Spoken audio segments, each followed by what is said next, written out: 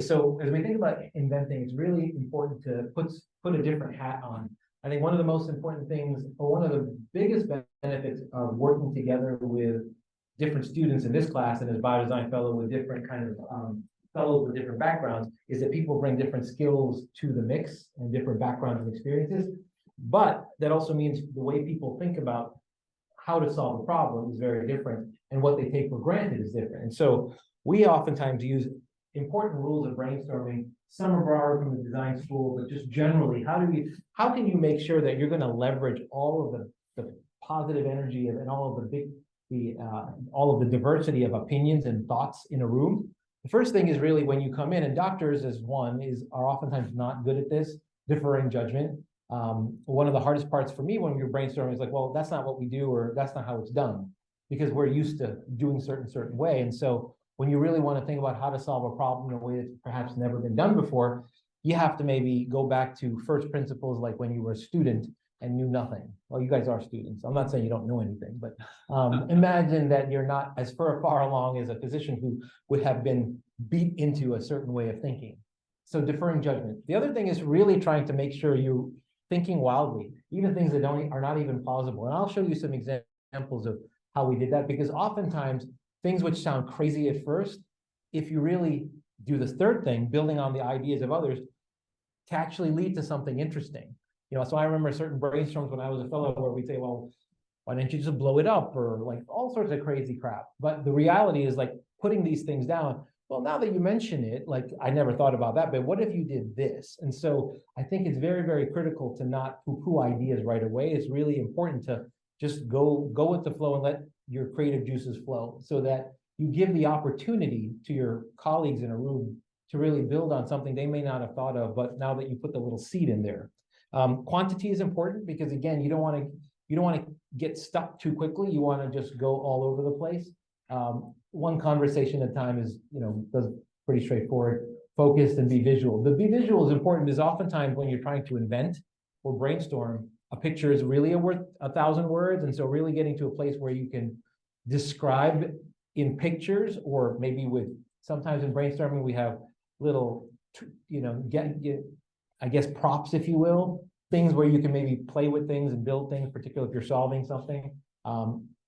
If you're thinking about, this is a digital health class, and some of your solutions are from that realm, maybe even thinking about other examples that you can pull up, having a computer like, oh, like this, like that, etc. So very important, because it's not typically how engineers, scientists, or doctors think. There is one right answer. In this case, you don't know what the right answer is, so you need to let your mind go in whichever direction it is, and your team too. And last thing I would say, and I said this before, you want to really make sure that everyone participates, because oftentimes the quiet person might have a lot up in their head, and it's important to bring that out, because that there might be some really important nugget that could really benefit your team. So really encourage everyone to participate. So, so that, yeah. There's the animation. And then the whiteboards. So again, this is too massive a room for this, but again, go to a room where you can feel free to just go nuts and not be limited by, and again, for a lot of you who mostly use computers, you will have to go to the whiteboard and write and draw things for your colleagues and classmates. And so it's important to, get off the screens and start trying to really explain in different ways. All right, cool. So these are slides from when I was a biodesign fellow, and we were thinking about that unmet need that was eye rhythm. And so what you can start, and these are actually the pictures from the Clark Center Biodesign these are like what, 2005, wow, 17 or 18-year-old pictures from those brainstorming rooms.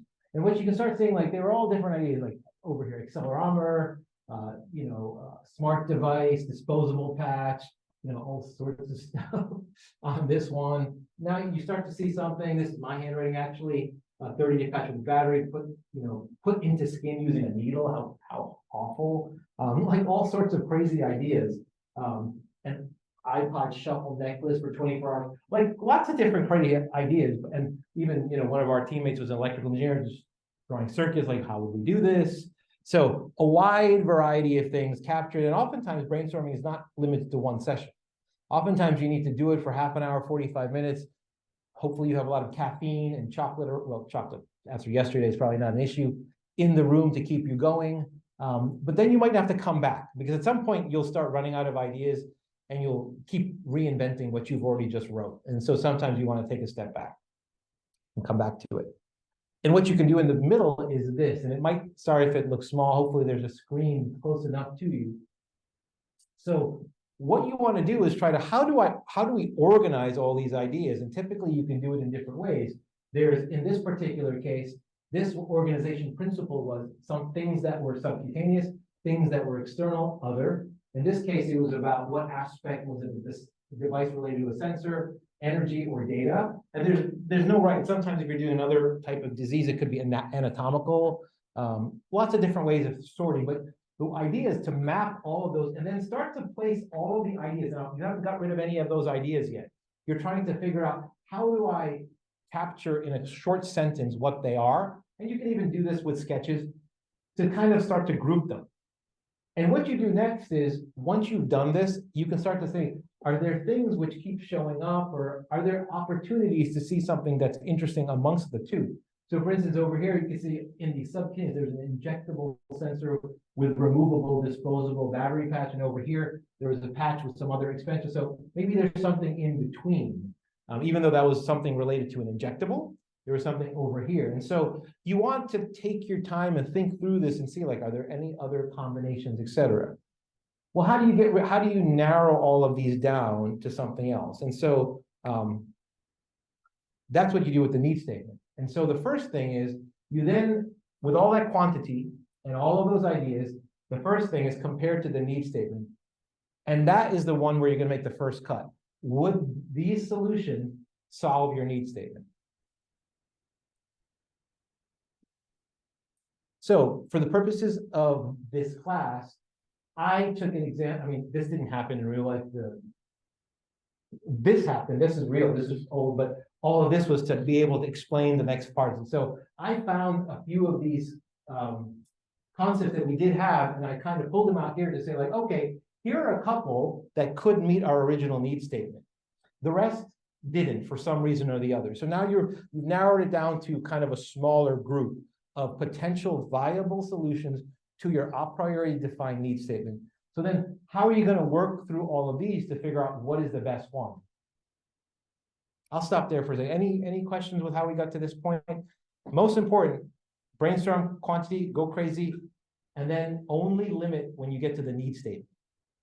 Don't cut anything before then, because you don't really know.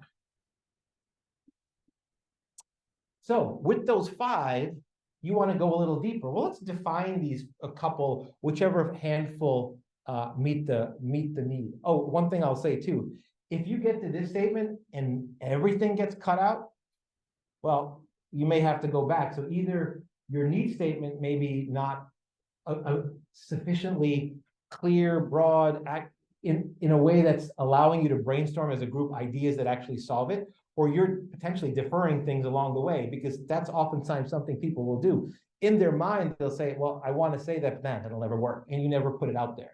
So don't be afraid to, like, make sure you get to a place where you have a handful of ideas that can go forward.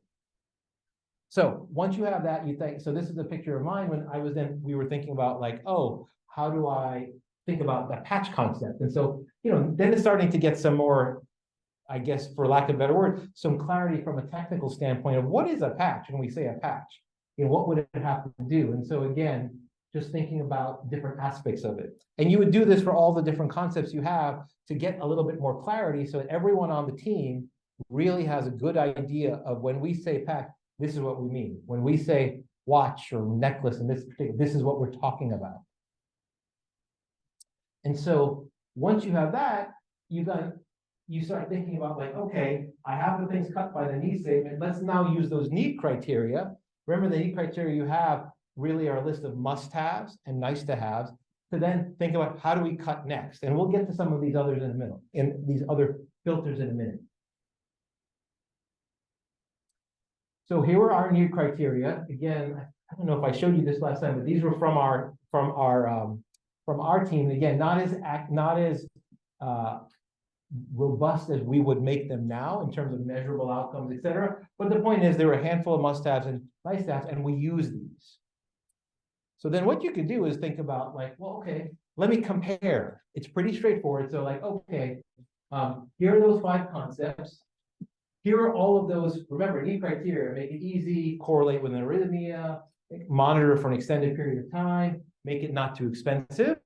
And then you could, again, based on what you understood about when you defined your concept a little more, try to think about, okay, which of these might be addressing these in which way? And again, there's no right way of check, maybe no, you can do whatever you want, red, green, orange, just some way of getting relative comparison. So you can kind of quickly figure out like, oh, okay, well, across this, it seems that, a couple of them have something interesting. One has something that looks like it would address all of these.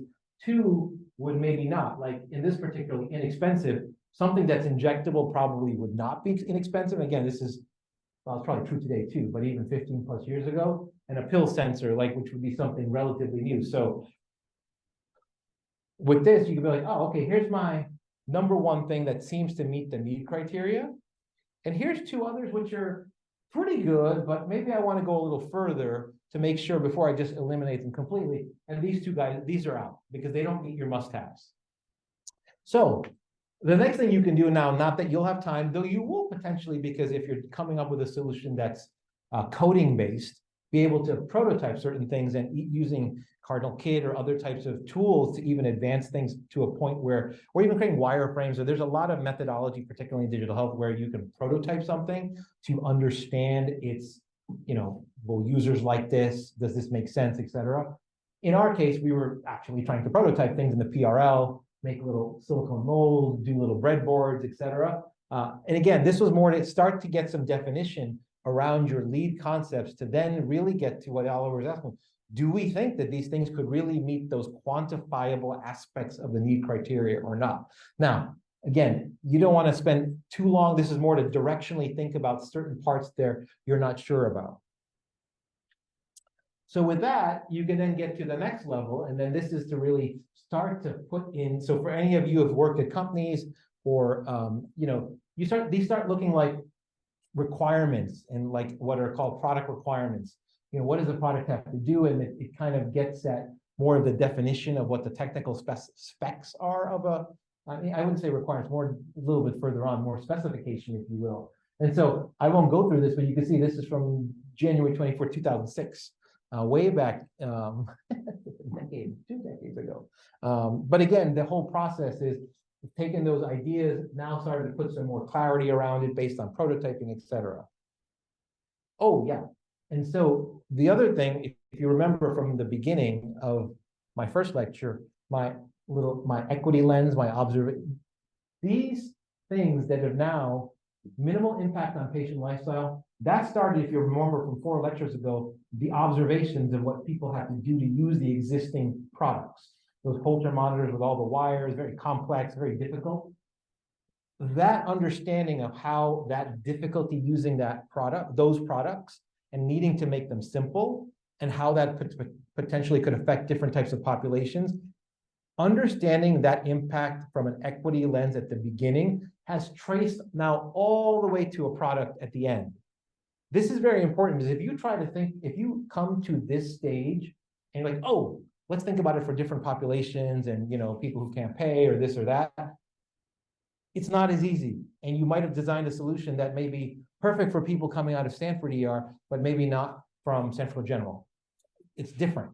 And so that's why it's very important if thinking about health equity is an important aspect of how you want to solve needs, not just going to see those populations in action or thinking about or researching what's the differences, but really identifying what aspects of the need. Because if you don't do it, then those thread lines won't come to the solution. So these are just to show you that they've traced all the way from the need. So now we're here. So now you've gone from need statement to find a few concepts, to get down to a narrow, do some more. And then how do you take those few that are left to the next level? Now that you have a little bit more understanding. So we typically use secondary filters, and in the biodesign fellowship, I teach the implementation phase. And in this case, we talk to the fellows about risk. And so importantly, we think about any typical project that I might have said before is a series of distributed risks. Oftentimes in medical, in life science and digital, et cetera, along these areas of regulatory risk, intellectual property risk, technical feasibility, or mechanism of action as well as separately, but similar payment, reimbursement, and business model. These are very common areas where projects can get killed if they don't really understand these. And so we use these, and I explain to the fellows, like, you need to be thinking about how these risks of your product solving your need will play out over time. In this particular class and in general for this process, you can just think of them easily as secondary filters. There's another way of narrowing need statement, need criteria, and keep going and going until something that finally falls out will have kind of met all of these gates. And so, for instance, regulatory path. I don't know how much you guys have learned about the 510K or the PMA. So my iRhythm was a 510K product. 510Ks are typically, there's a predicate product, meaning that there's a product similar function. There's Holter monitors, there's our product, there's bandages, there's stuff.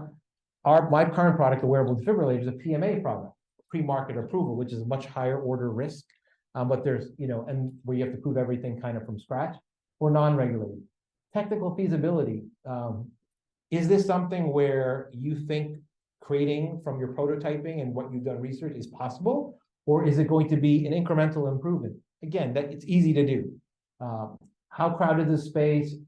FTO freedom to operate, meaning that, wow, there's so many patents and all of the patents are active and people are, those are companies that own them. It might be hard to find a niche without stepping on someone's toes. How novel is the concept? So you might ask, well, wait a minute. When did we do all this work about this stuff?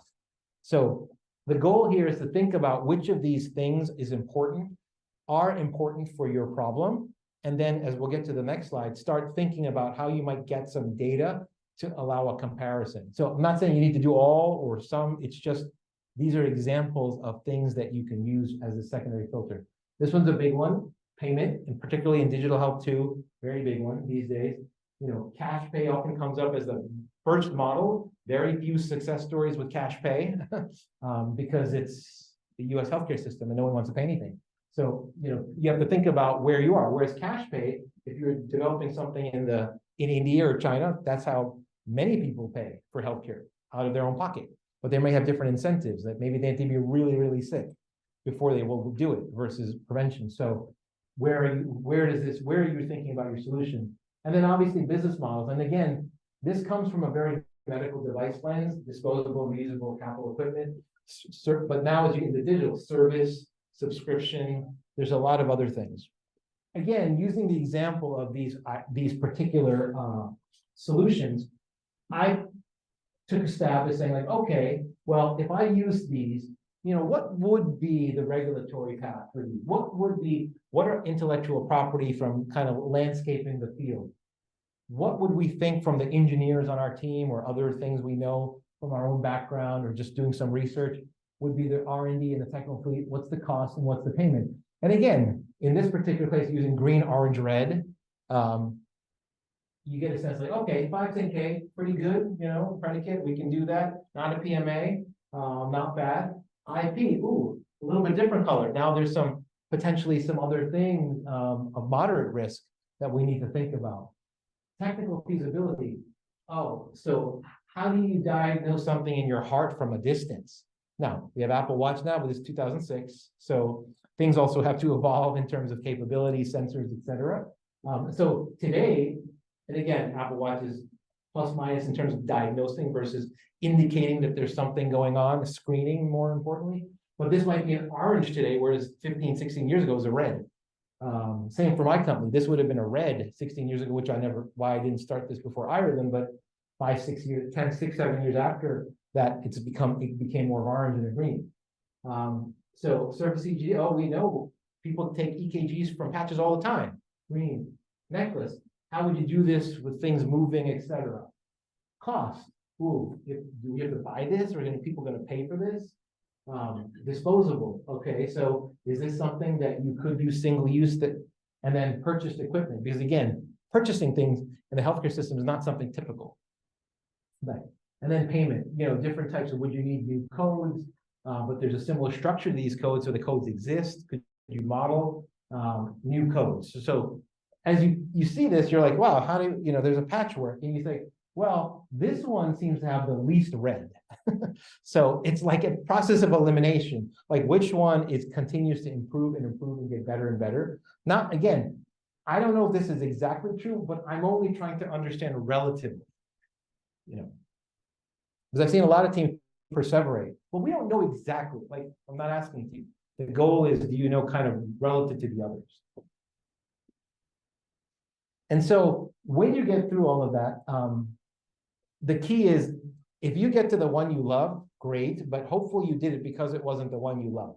Because I've seen, and it's definitely true across biodesign and many of the classes, was that sometimes the most interesting or most sexy project gets through, and that's not, or it gets resurrected because it's like the one people just had an affinity for, or more importantly, somebody on your team knows about that need because they're the physician and they've seen it themselves or whatever.